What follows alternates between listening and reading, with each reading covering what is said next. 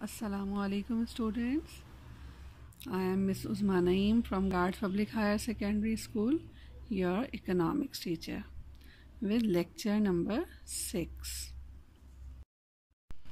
Today we will continue our second chapter, Economic Legacy of Pakistan.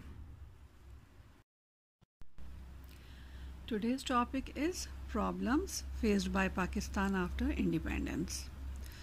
Following problems were faced by Pakistan after independence. Number 1, agricultural backwardness. Number 2, industrial backwardness.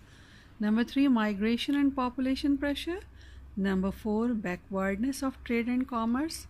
Number 5, backwardness of banking system.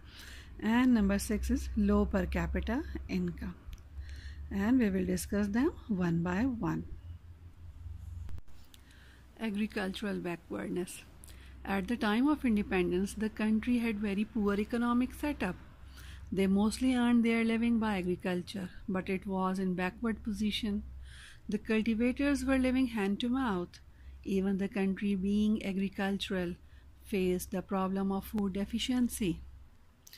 जी बेटा, 14 अगस्त 1947 में जब पाकिस्तान कायम हुआ तो उस वक्त country की economic condition बहुत ख़राब थी।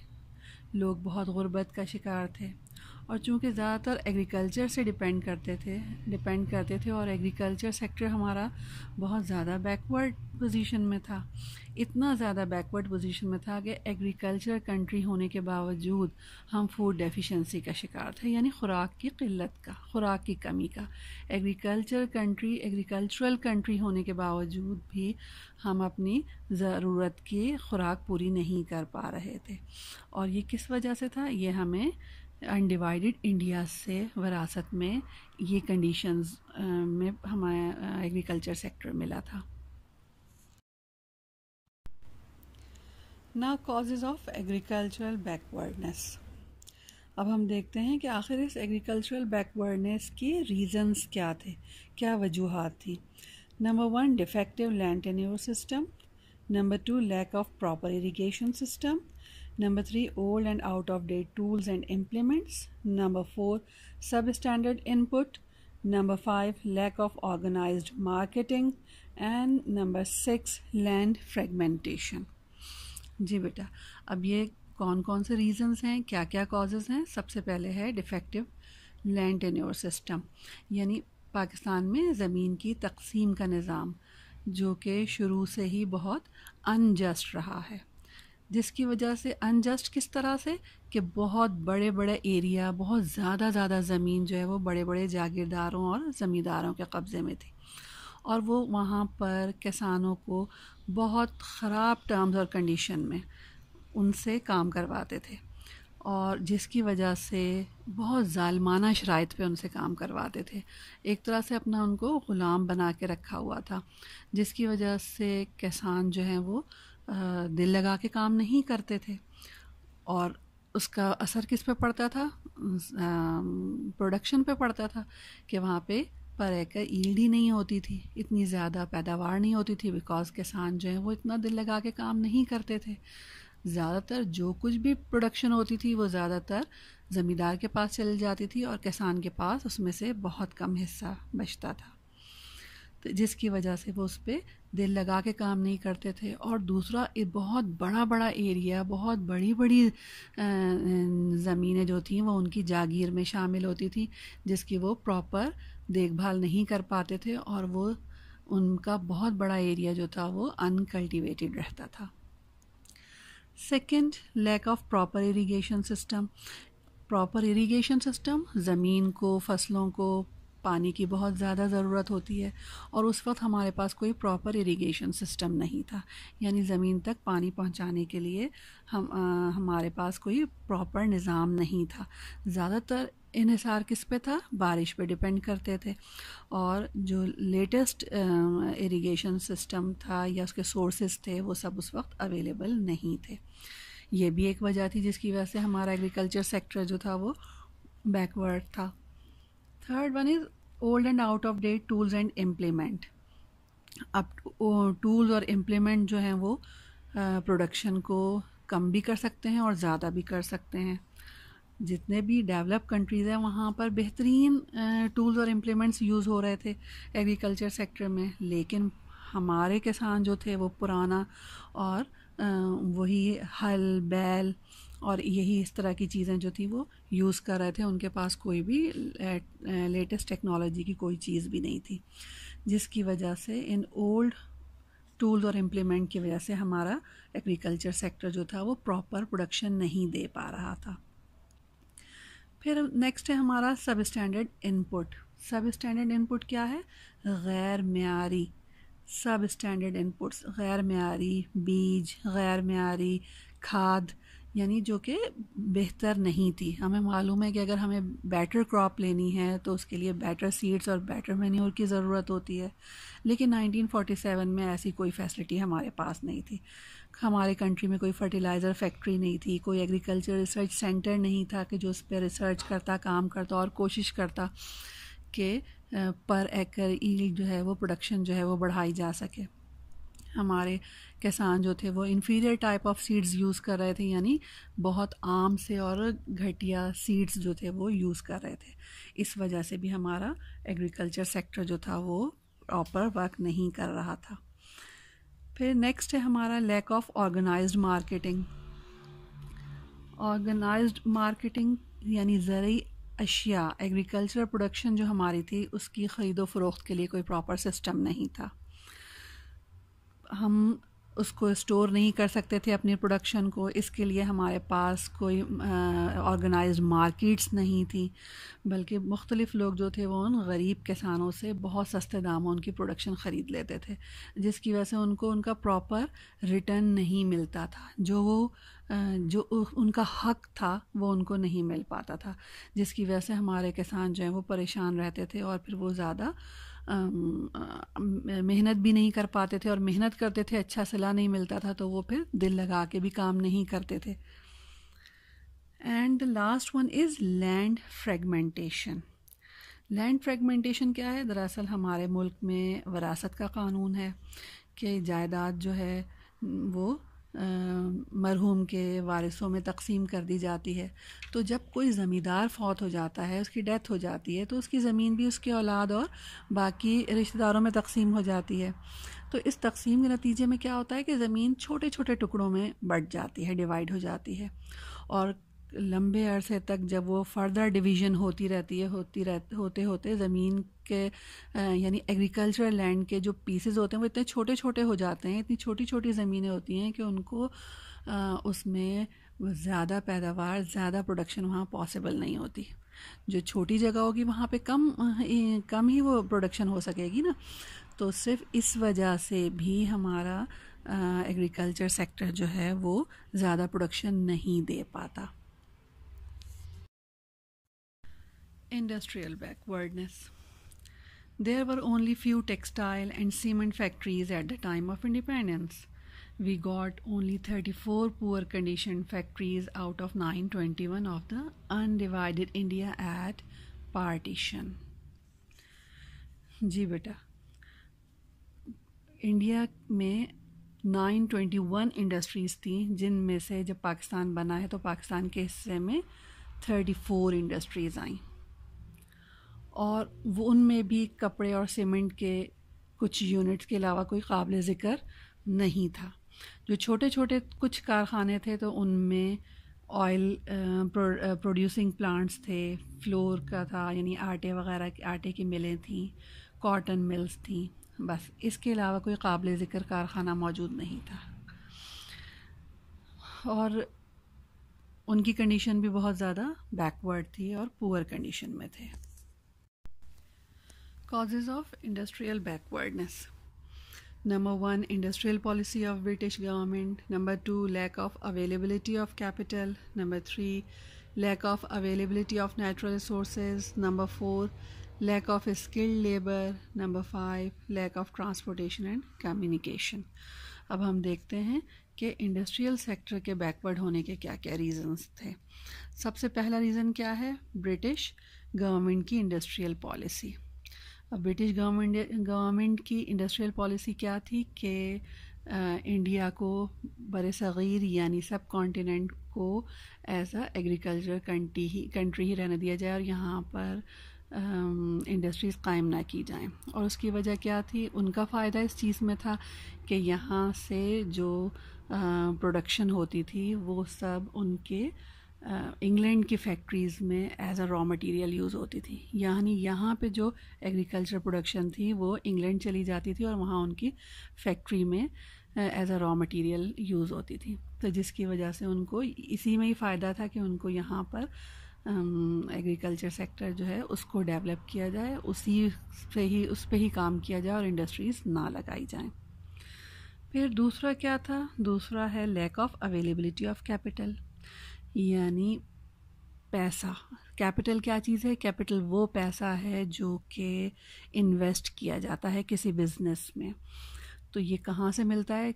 किसी भी इंडस्ट्रियल डेवलपमेंट के लिए पैसा बहुत ज़रूरी होता है और ये या तो कैपिटलिस्ट यानी प्राइवेट लोग प्रोवाइड करते हैं, अमीर लोग, या फिर इंस्टीट्यूट्स प्रोवाइड करते हैं जो कि फाइनेंशियल इंस्टीट्यूट्स होते हैं यानी बैंक्स वगैरह।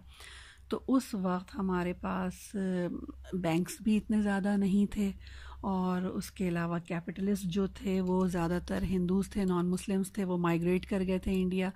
और जो मुस्लिम्स थे जो यहाँ पर थे उनके पास अगर पैसा था भी तो वो इस चीज़ में पैसा इन्वेस्ट करते हुए डरते थे कि अगर ये कंट्री खुदा न खास्ता नहीं रहा तो फिर उनका पैसा कहीं डूब ना जाए, उनको नुकसान ना हो जाए, उनका पैसा उनके हाथ से चला ना जाए। तो सरमाए की क़िल्लत यानी पैसे की क़िल्लत, पैसे की कमी, ये भी हमारे इंडस्ट्रियल सेक्टर के बैकवर्ड होने की एक वजह थी।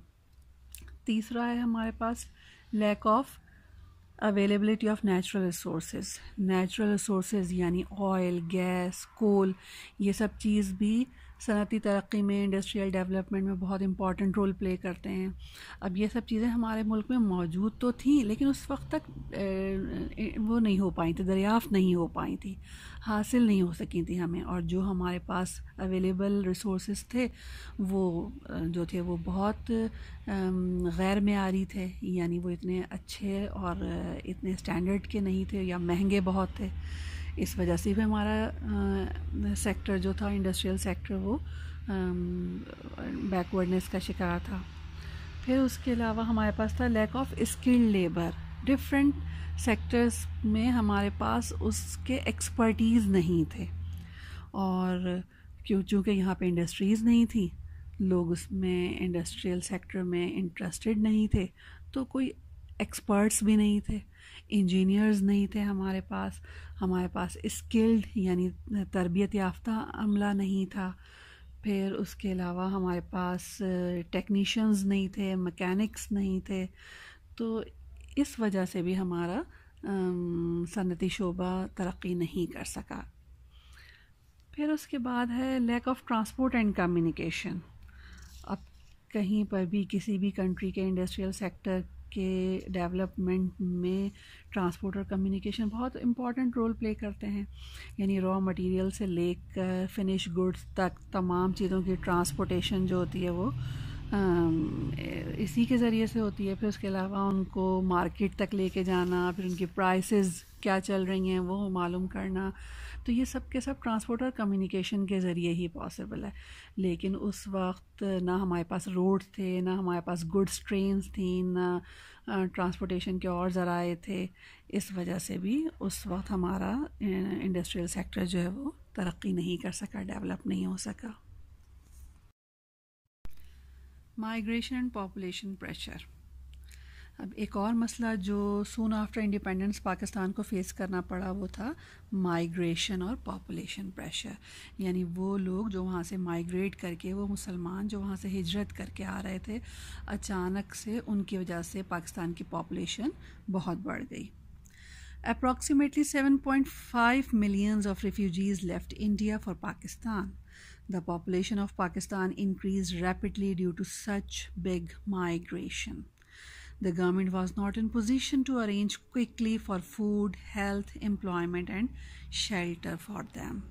इतनी बड़ी तादाद 7.5 मिलियन रिफ्यूजीज़ इंडिया से पाकिस्तान आए और पाकिस्तान जिसकी कंडीशन पहले ही अच्छी नहीं थी, जहाँ पर इतने रिसोर्सेज अवेलेबल नहीं थे, वहाँ पर इतनी बड़ी तादाद में लोगों को अकोमोडेट करना हुकूमत के लिए एक बहुत बड़ा मसला बन गया। फौरी तौर पे इन तमाम मुहाजिरीन को, इन तमाम रेफ्यूजीज़ को फ़ूड प्रोवाइड करना, उनको हेल्थ फैसिलिटीज़ देना, उनको एम्प्लॉयमेंट देना, उनको घर प्रोवाइड करना, ये सब चीज़ें जो थी वो बहुत बड़े मसाइल का सबब बनी।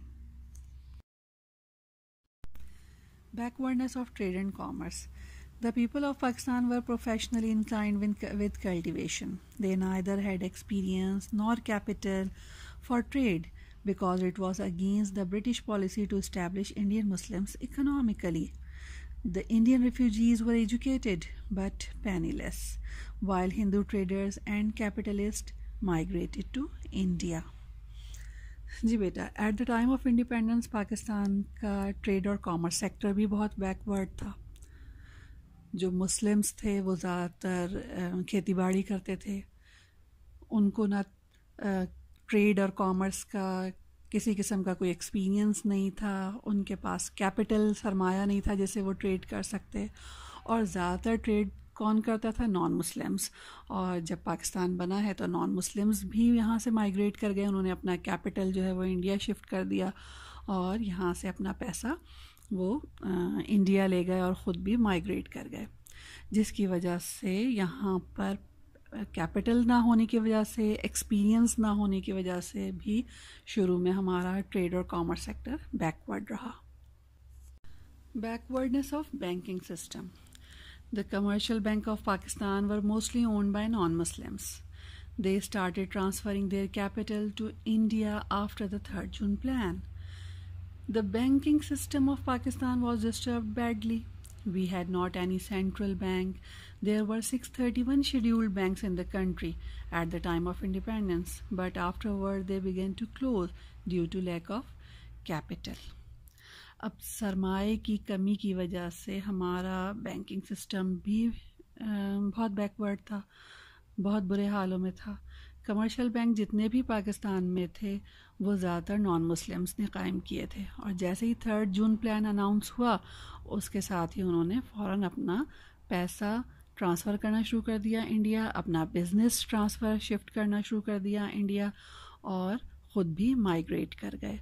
अब जो पाकिस्तान के पास अपना सेंट्रल बैंक भी नहीं था कोई, कि जिससे जो पॉलिसी बनाता सेंट्रल बैंक, वो बैंक होता है जो कि कमर्शियल बैंक्स को कंट्रोल करता है, पॉलिसीज़ बनाता है और उन नए बैंक कहाँ कायम होने हैं, कितने कायम होने हैं, ये सब देखता है।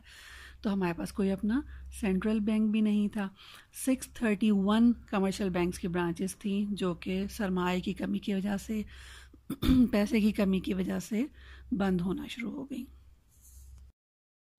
The government made plans for it and established the central bank, namely the State Bank of Pakistan, inaugurated by Quaid-e-Azam Muhammad Ali Jinnah on 1st of July 1948. Afterward, a chain of banking organizations ran up continuously. ऐसी सूरत हाल में, ऐसी condition में फिर government ने फ़ैसला किया गया अपना बैंक कायम किया जाए, और फिर 1 जुलाई 1948 को स्टेट बैंक ऑफ पाकिस्तान कायम किया गया और इसका इफ्तिताह क़ायद-ए-आज़म मोहम्मद अली जिन्ना ने किया। और फिर उसके बाद जब सेंट्रल बैंक पाकिस्तान का कायम हो गया तो उसने फिर कमर्शियल बैंक्स की चेन कायम की और मुख्तलिफ कमर्शियल बैंक पाकिस्तान में कायम होते चले गए, और पाकिस्तान के बैंकिंग सेक्टर जो है वो अपने पैरों पे खड़ा होना शुरू हुआ। Low per capita income. Per capita income means the average share of each citizen in the national income of a country. The national income of Pakistan is low, hence the income per capita is lower than many underdeveloped countries. It is increasing slowly year by year. Per capita income कहा जाता है per person income को, share of each person in the national income. तो at the time of 47 Pakistan को जो problem face करने पड़े उनमें एक प्रॉब्लम ये भी था कि पर पर्सन जो शेयर था वो नेशनल इनकम में वो बहुत कम था, यानी पर पर्सन इनकम बहुत कम थी। अब चूँकि नेशनल इनकम ही कम थी, उस वक्त के हालात की वजह से नेशनल इनकम कम थी, पर पर्सन इनकम भी कम थी, पर कैपिटा इनकम भी कम थी, लेकिन year by year it is increasing and now अब अगर हम कंपेयर करते हैं तो बहुत सारे अंडर डेवलप्ड कंट्रीज़ के से हमारे कंट्री की पर कैपिटा इनकम बहुत बेहतर है।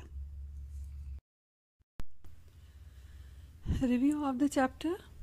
जी बेटा, इस चैप्टर में हमने देखा कि 1947 में जब पाकिस्तान बना है तो पाकिस्तान की इकोनॉमिक कंडीशंस क्या थी, पाकिस्तान के डिफरेंट सेक्टर को कौन कौन से प्रॉब्लम्स फेस करना पड़े और उनके बैकवर्ड होने के क्या क्या रीज़न्स थे। पाकिस्तान ने जितने भी प्रॉब्लम्स फेस किए वो हमने वन बाय वन यहाँ पे पढ़े। आई होप कि आप लोगों को बहुत अच्छी तरह से समझ में आ गया होगा, और अगर अभी कुछ आपको कोई चीज़ समझ में नहीं आई है या कुछ आप जानना चाहते हैं तो आप मेरे नंबर पे मुझे मैसेज कर सकते हैं, कॉल कर सकते हैं। ठीक है बेटा, ओके, टेक केयर, अल्लाह हाफिज़।